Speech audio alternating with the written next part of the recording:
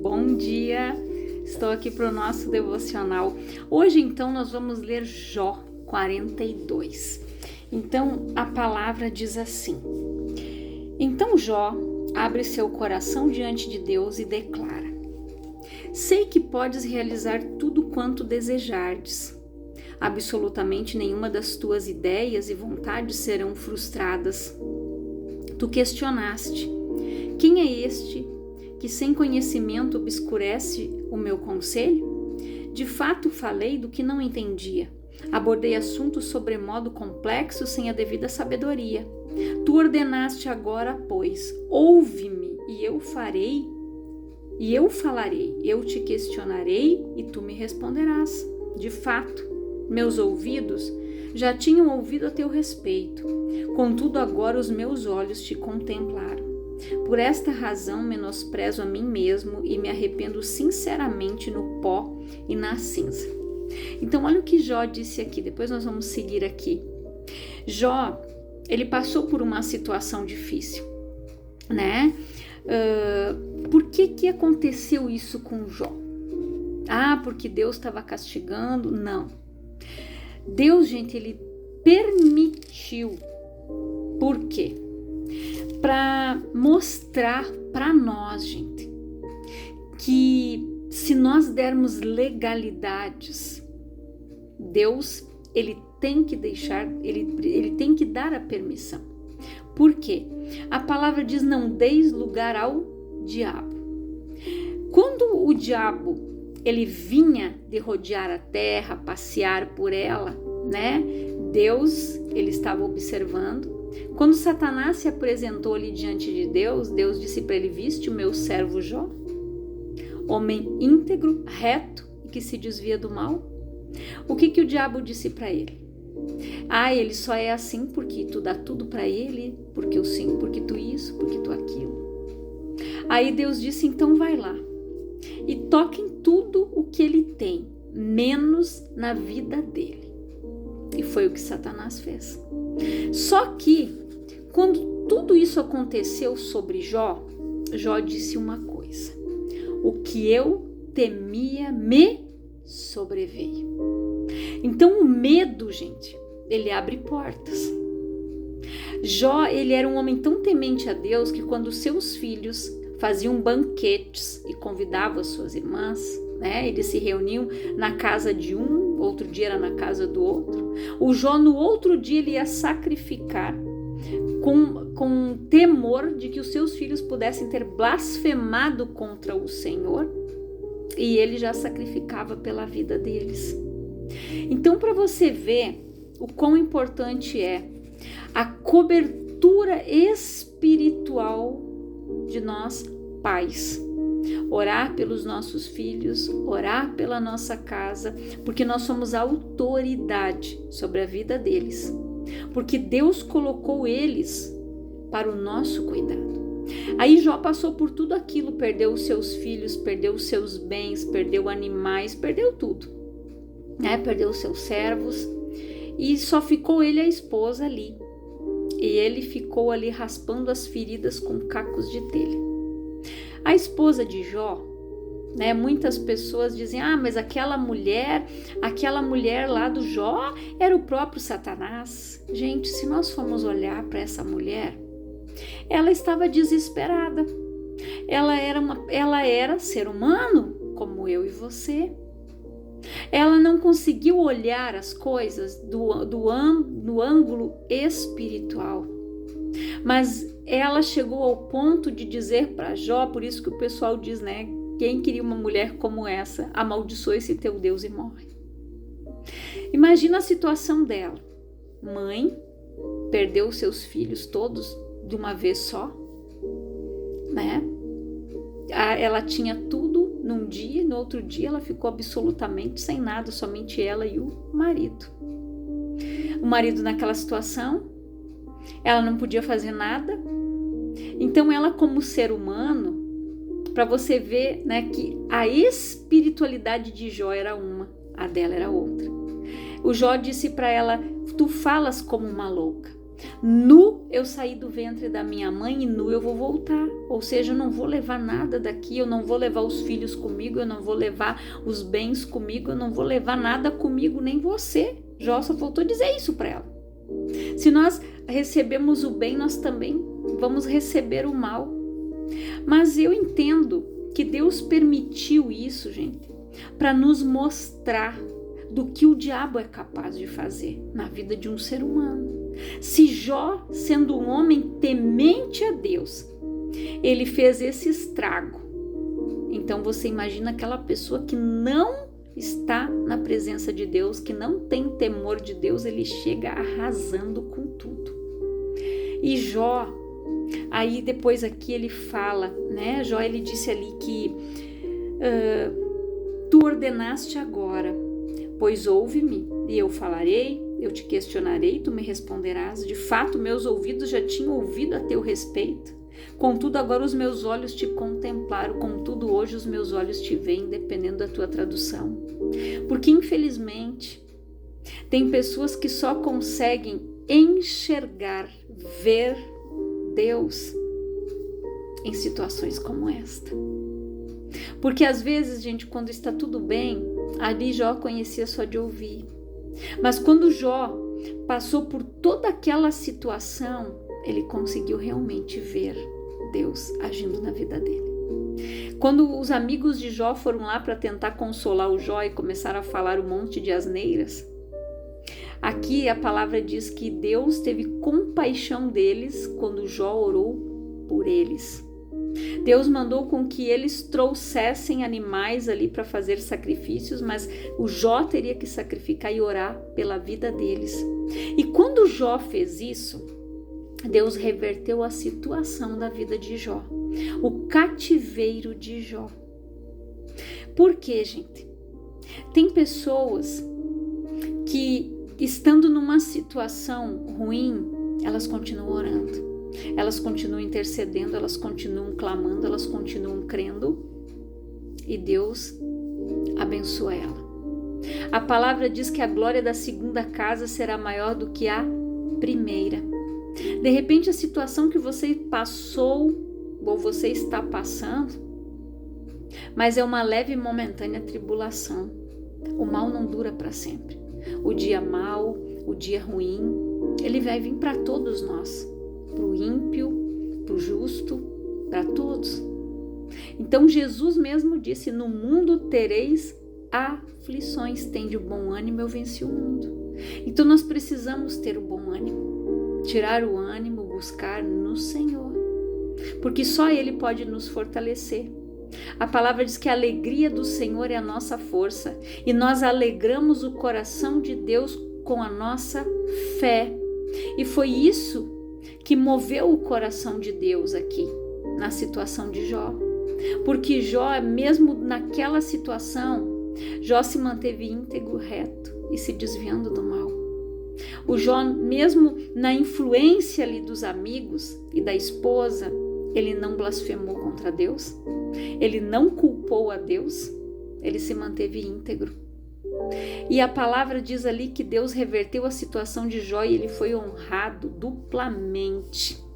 Aqui diz assim, né? Depois Deus corrigiu os amigos do Jó e Deus abençoa Jó em dobro. Ali no versículo 10 diz assim: e depois que Jó intercedeu pelos seus amigos, o Senhor o tornou novamente próspero e lhe concedeu em dobro tudo o que possuía antes. Então todos os seus irmãos, todas as suas irmãs e todos os que antes o conheciam foram visitá-lo e comeram com ele uma refeição em sua casa. Eles se compadeceram dele e o consolaram de todas as provas e aflições que o Senhor tinha trazido sobre ele. E cada um lhe deu uma quecitá, uma moeda de prata e um anel de ouro. Assim o Eterno abençoou o final da vida de Jó mais do que o início. Ele teve 14.000 ovelhas, ou seja, ele tinha 7.000. Ele ficou com 14.000. Ele tinha 3.000 camelos, ele ficou com 6.000. Ele tinha 500 juntas de boi, ele ficou com 1000 juntas de boi. Ele tinha 500 jumentos, ele ficou com 1000 jumentos. Tudo Deus duplicou na sua vida. Também lhe nasceram mais 7 filhos e 3 filhas.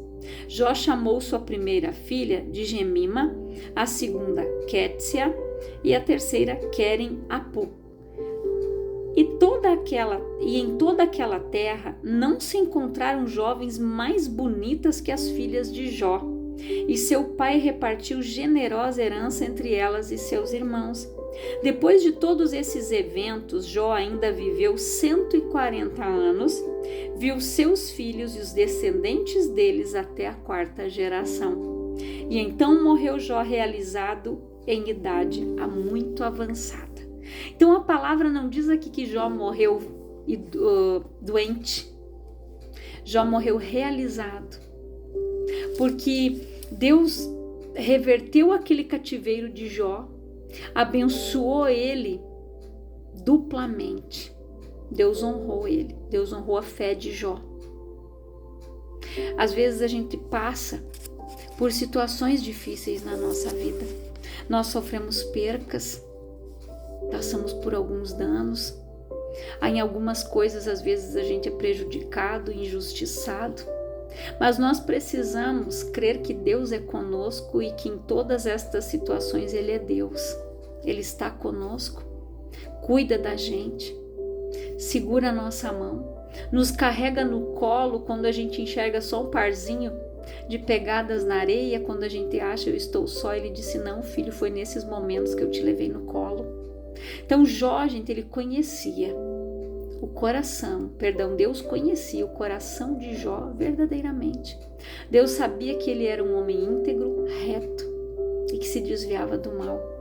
Jó, ele não atribuiu a Deus, ele não culpou o Senhor, ele ficou ali glorificando a Deus o tempo todo.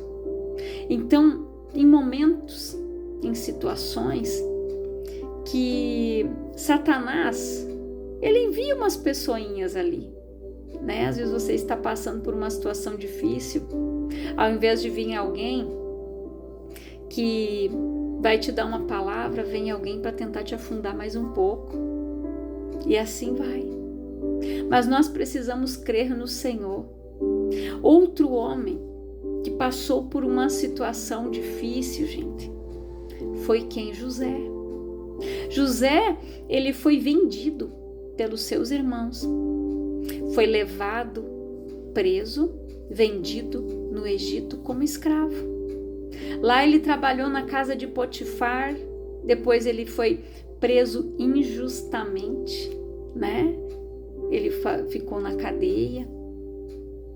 Aí, lá na cadeia, ele revelou os sonhos do padeiro, do copeiro, pediu para que eles se lembrassem dele diante de Faraó. Só que não era aquela ali a vontade de Deus.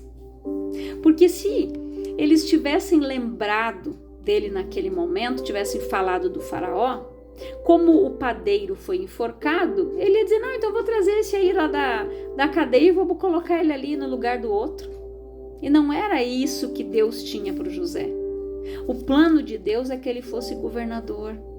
Deus já tinha um plano e José, ele entendeu isso lá na frente. Quando ele revelou o sonho de Faraó, José entendeu, porque ele ficou administrando 7 anos de fartura na casa do Potifar. Depois ele ficou mais 7 anos naquela cadeia, administrando aonde? Na escassez.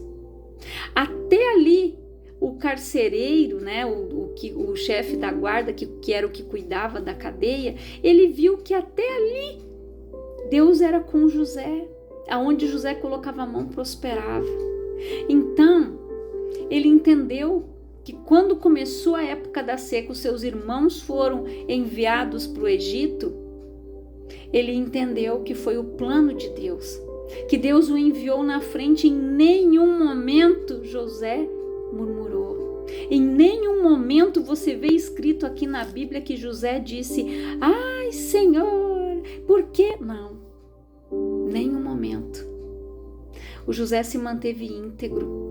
Quando a mulher de Potifar o assediou, Ele saiu correndo nu, ela ficou com a túnica dele na mão, a capa dele na mão, né? A roupa dele na mão. Mas ele preferiu sair assim, mas ele não perdeu a sua integridade. Ele era uma pessoa que ele era transparente aos olhos do Senhor. Ele podia muito bem ter se deitado com ela, mas ele disse que jamais ele faria aquilo para o seu Senhor. Ele era grato porque Potifar o colocou cuidando de tudo, porque Potifar viu que Deus abençoava José. E às vezes, gente, nós estamos em situações assim, aonde nós nos achamos injustiçados.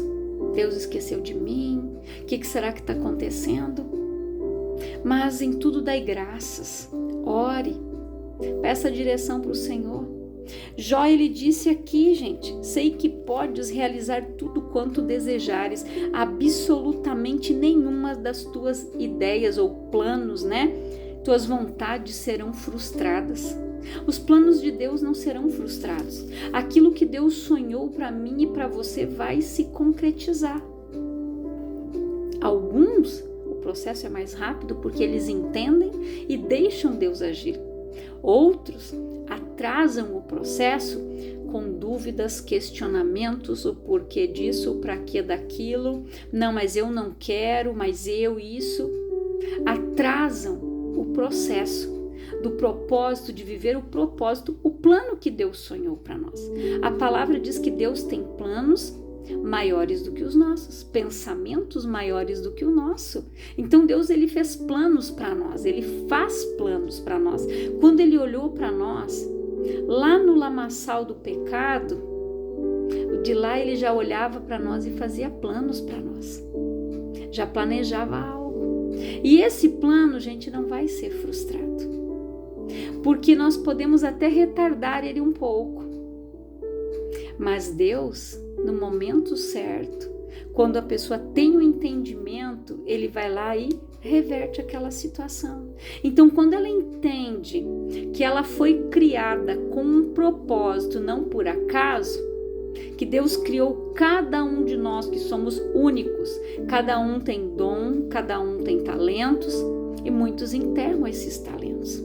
Tem pessoas que vão enterrando, elas não sabem fazer com que, elas não entendem, gente, que aquele talento que Deus deu para ela, se você for ler a parábola dos talentos, aquele que ganhou um enterrou. Tem pessoas que enterram o seu talento, nem sequer uma alma para Jesus eles ganham, eles não fazem nada.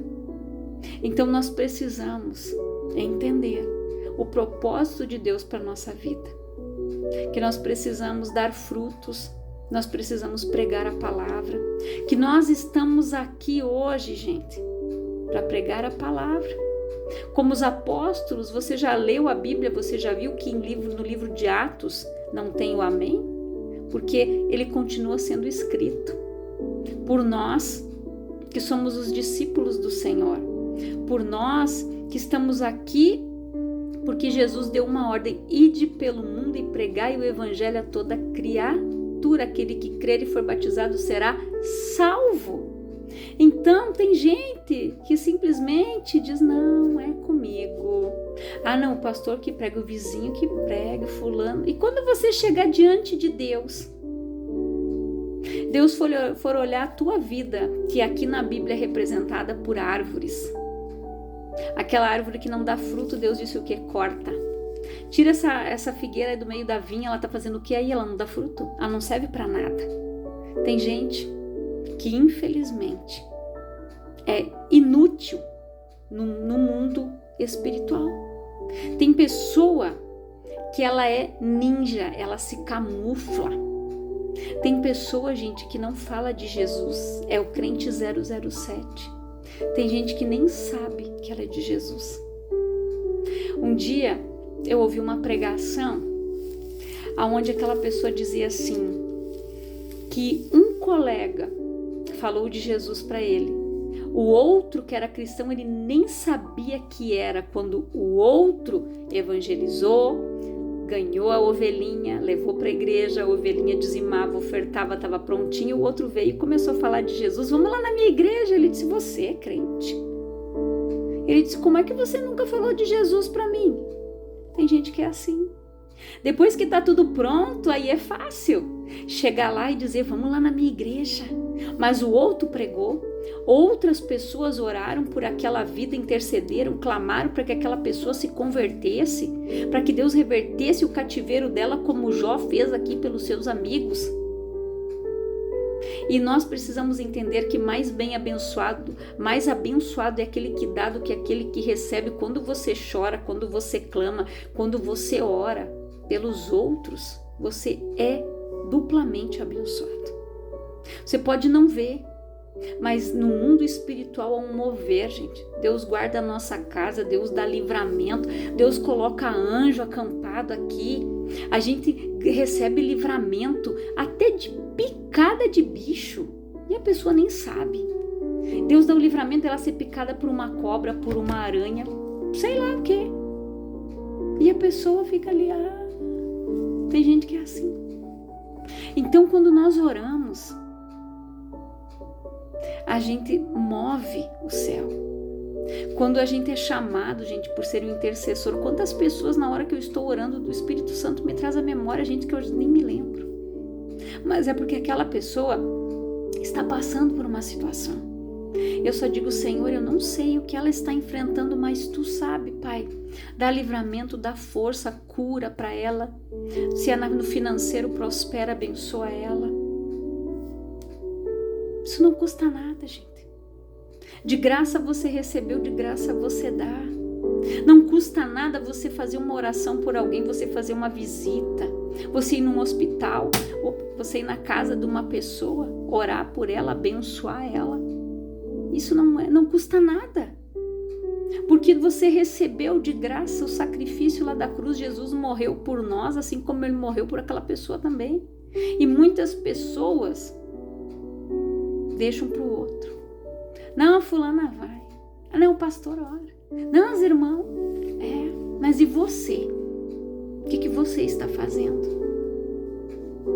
Porque de repente a tua vida tem algo estacionado porque você não ora, nem por você, nem pela tua casa, nem pela tua família, nem pelos outros. Ou às vezes só ora por você, os outros não. Não, só vou orar por mim e pela minha família, só. Aí depois ela quer ver milagre, depois ela quer ver a bênção. Aí a irmã, aquela que é intercessora, aquele irmão que ora, é abençoado. E ela começa, como é que o fulano consegue? Fulano vive contando bênção, porque ele está sempre na presença de Deus. Sabe aquele louvor que diz assim, eu quero viver o algo novo? Só que antes do algo novo, diz assim, vem me visitar hoje aqui, eu quero conhecer mais de ti. Espírito vem, Espírito Santo. É assim que Deus trabalha, gente. É assim que Deus trabalha. Você quer algo novo? Então diga, vem me visitar hoje aqui. Eu quero conhecer mais de ti. A palavra diz, conheçamos e prossigamos em conhecer ao Senhor. Tem gente que é aquele crente cascudo, que ele já está há anos na igreja, ele acha que ele sabe tudo. Ele sabe tudo de Bíblia, ele sabe tudo, ele sabe a Bíblia de cabo a rabo. Só que a letra mata. Se não tiver o Espírito, a revelação da palavra através do Espírito Santo, de que adianta? Paulo disse, a letra mata, mas o Espírito vivifica. Então nós precisamos ser cheios do Espírito Santo, nós precisamos ter intimidade com Deus, nós precisamos saber orar, clamar, interceder, chorar, nos colocar diante do Senhor, ter intimidade, meditar na palavra, nos consagrar a Deus. Quer viver o algo novo? Quer viver o sobrenatural de Deus? Busque. As coisas não vão ser assim, Não. Nós precisamos orar. A palavra diz que o reino dos céus é conquistado por esforço. Se eu não me esforçar, eu não vou receber nada. Então, se eu quiser o sobrenatural, o algo novo, ter intimidade com Deus, buscar a Deus, ser cheio do Espírito Santo. É isso que nós devemos fazer. Porque Jesus, ele pagou um preço alto para que nós pudéssemos estar aqui hoje.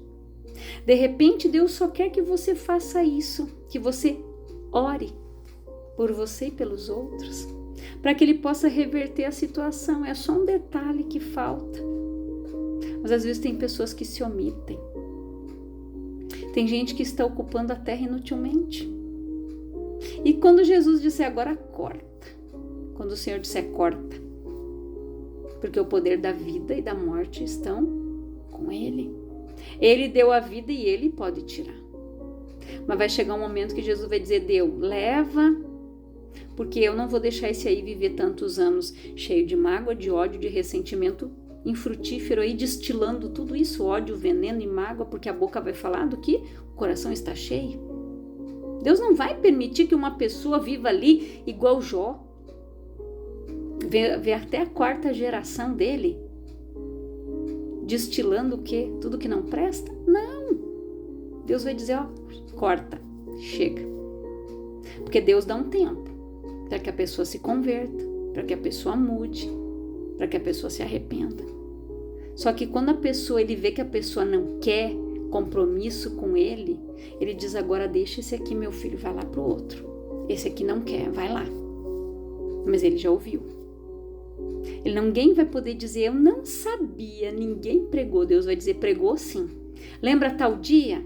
Você ouviu uma palavra, você ligou o YouTube, você viu no Instagram, você viu no Facebook, você pegou um jornal. Eu falei com você. Eu te dei uma chance. Ninguém vai poder dizer, porque a palavra diz o quê? Que o dia que toda criatura ouvir a palavra, Jesus vai voltar. Então todos vão ouvir. Todo joelho vai se dobrar e vai confessar que só o Senhor é Deus. Então ninguém vai poder chegar e dizer, não, eu não sabia. Deus vai dizer, sabia sim. Não vai ter para onde fugir. Então, reflita nesta palavra. Veja o que está faltando na tua vida para virar a chave. Para você receber aquele milagre, aquela bênção que você espera, é algo que precisa ser mudado em você. É algo que você precisa fazer, não os outros. Você precisa fazer. Você precisa ser o sacerdote da tua casa. Você precisa ser a intercessora da tua casa. Você precisa ser um servo de Deus. Você precisa fazer aquilo que a palavra manda. Se eu quiser ser abençoado, primeiro eu tenho que fazer a boa, perfeita e agradável vontade de Deus, para que depois eu possa viver esses planos que Ele sonhou para mim. Primeiro eu faço a vontade dEle, depois eu vivo o que Ele sonhou para mim. Então reflita nesta palavra. Eu quero orar por você, Pai, em nome de Jesus. Eu oro por todas estas pessoas que ouvem esta palavra. Que elas sejam abençoadas, edificadas, transformadas. Que o Espírito Santo venha revelar o coração delas, o que falta na vida delas para que elas recebam um milagre, para que a chave seja virada, para que elas saiam, Pai, da zona de conforto, do comodismo, e elas venham viver o melhor do Senhor, que elas venham viver o algo novo, que elas venham ter intimidade contigo, que o Senhor venha visitar cada uma delas. É a minha oração em nome de Jesus. Que Deus te abençoe poderosamente no nome do Senhor.